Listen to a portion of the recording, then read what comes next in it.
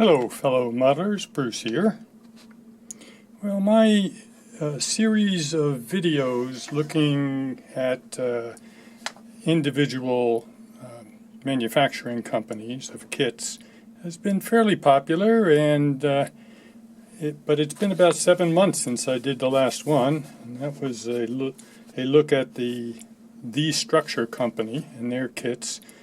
And I thought it might be time to add another one to that playlist. And we're going way back in time for this one. These are two of the pioneers when it comes to HO scale kits. These are basically pre-war kits.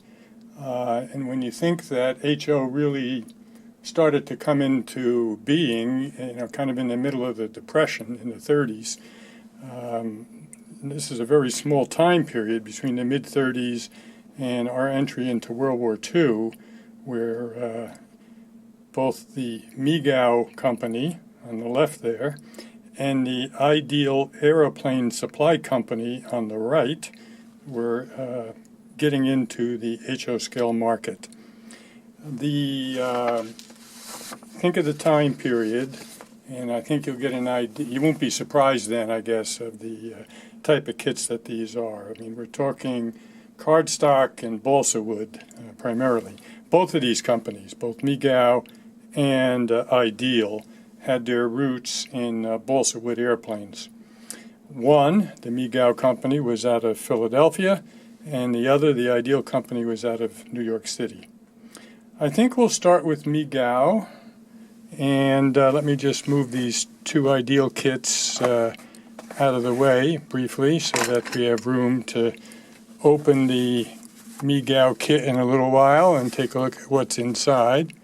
But you can see, I think, that this particular kit is a railroad station, and I'll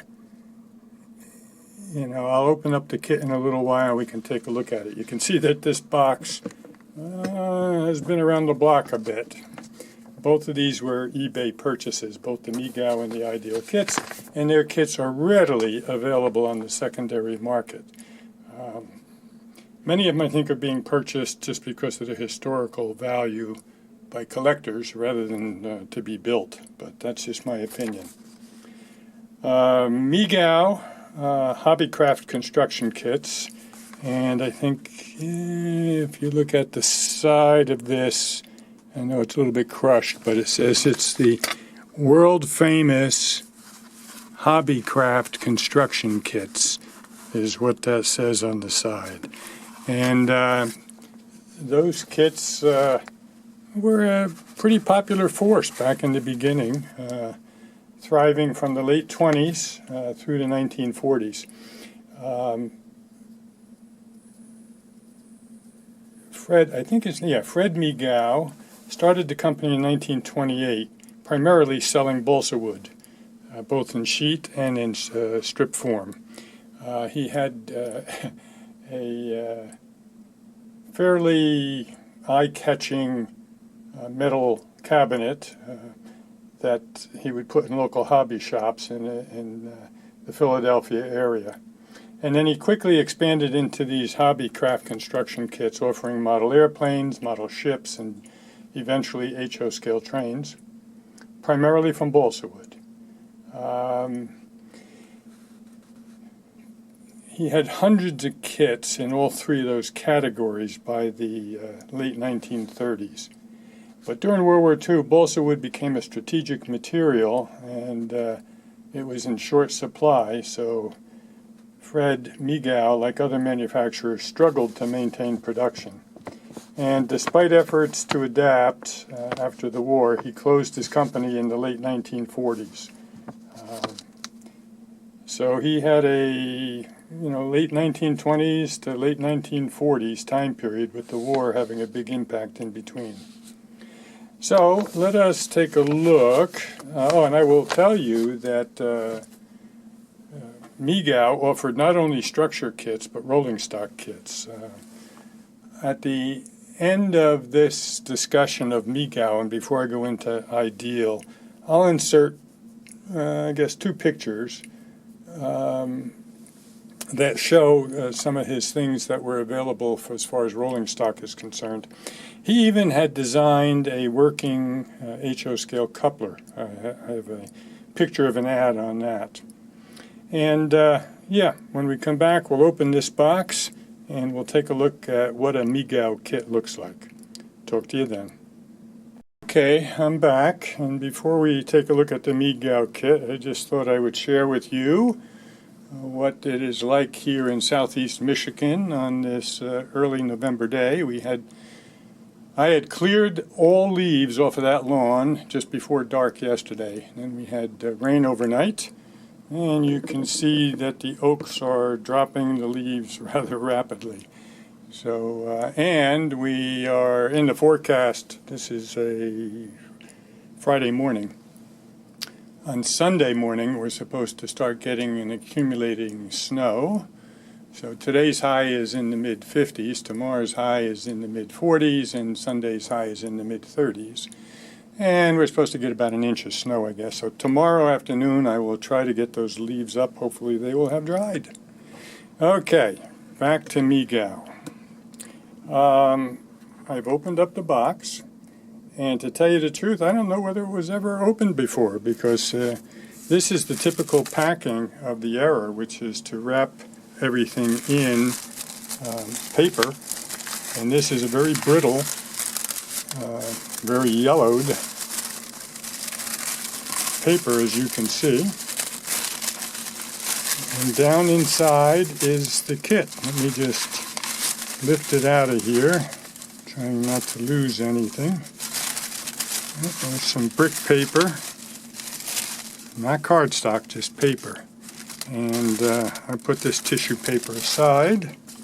And let's see, this is the instruction sheet. This is their cardstock, printed with the image of the station on it.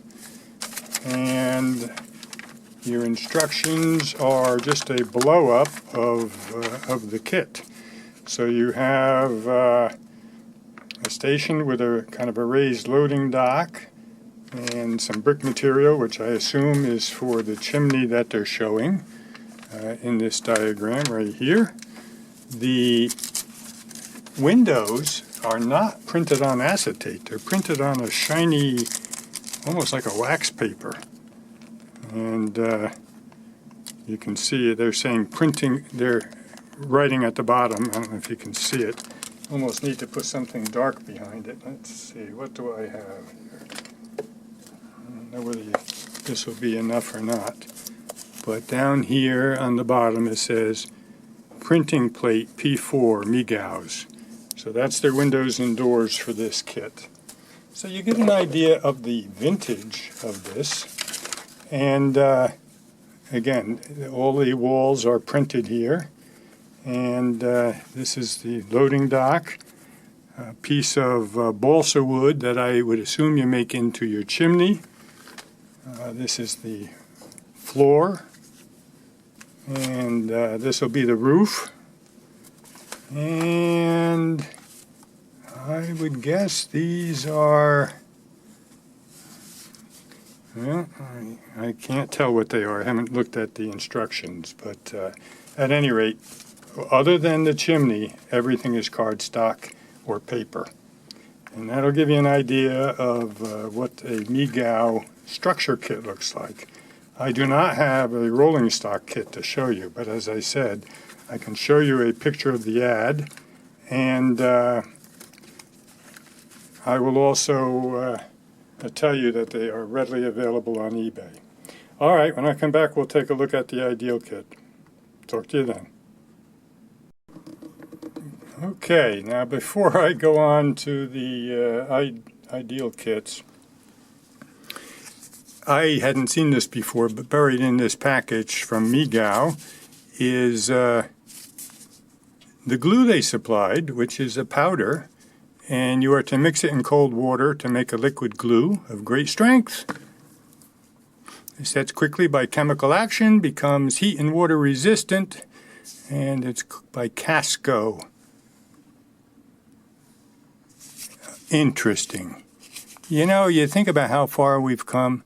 You know, back then, if you had a layout and you wanted to have a structure like this, you were working with this kind of kit. And nowadays, just think what we have available. All right, be back in a minute to look at the ideal kits.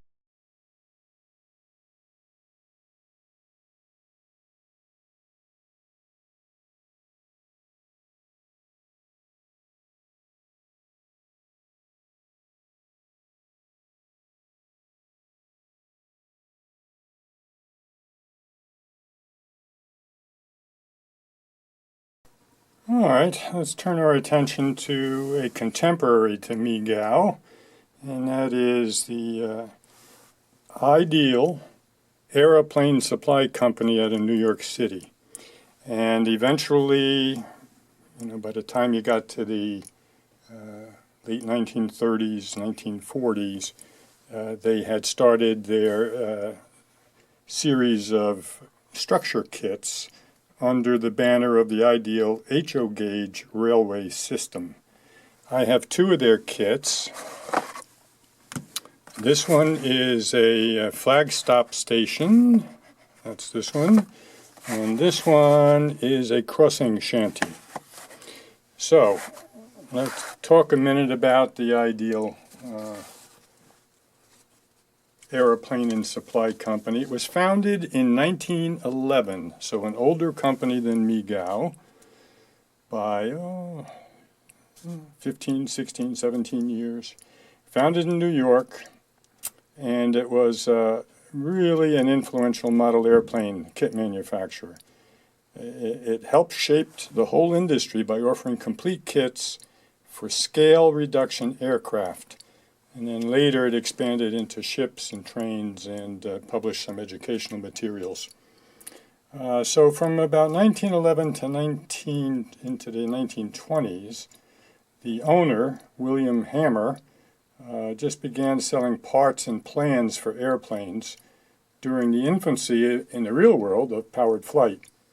And by the mid-1910s, 1915, 1916, Ideal was producing detailed catalogs and drawings, some of which are preserved in the Smithsonian, actually. They expanded through the 1920s and 1930s, and they started to introduce complete kits that included wood, wire, tissue, and instructions, making model building a lot more accessible. In 1940, they issued a book on how to build and fly model airplanes. Then in the 30s and 40s, prior to the war, they started to diversify, making ship models and HO scale railway buildings.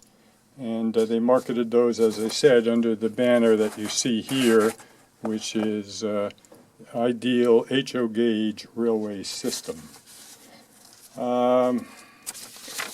Like Megow, they didn't do well in the post-war years. They started to have a lot of competition for, just quite frankly, better kits. But they did continue producing kits into the 1950s and then went out of business.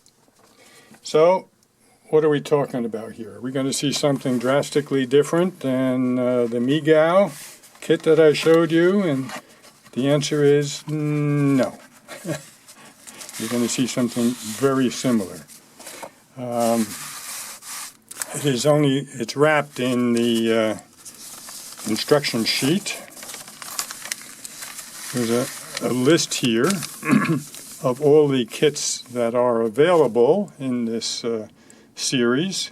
And Dutch colonial house, a brick house, a Tudor house, a California bungalow, diners, stations, signal bridge, coaling station, roundhouse. They had quite a few offerings. This is a very modest one. And lo and behold, what do we have? We have a piece of wire, which is, what is that for? I guess it's for the gate, because you're supposed to be able to make a crossing gate here. I think these are the sheets to make the crossing gate out of cardboard. And here are the walls of the crossing shanty printed on cardstock, and various other pieces here in black. Here's one of the walls. But the printed windows this time are on an acetate, much thinner than currently found on a lot of the more modern kits. Let me just turn this over so you can see it, put it on the black. Why am I getting it? Okay. There you go. Okay? The windows, 4 windows for the crossing shanty. The door is just printed on one of the walls. So basically, cardstock, and in this case, a very, very small crossing shanty. So, yeah, I don't see people nowadays buying these to really build them. I think they're basically being purchased by collectors. Alrighty, that's a look at both of these early pioneers of HO scale structures. Megow, started by Paul Megow out of Philadelphia, and Ideal, which was out of New York City, and what was his name? William Hammer was the power behind that. And as I say, both of these readily available on eBay. Alrighty, folks, that's it for this video. As always, if you enjoyed the video, please give it a thumbs up. And if you've not already done so, please subscribe to my channel. And I'll be talking to you again soon.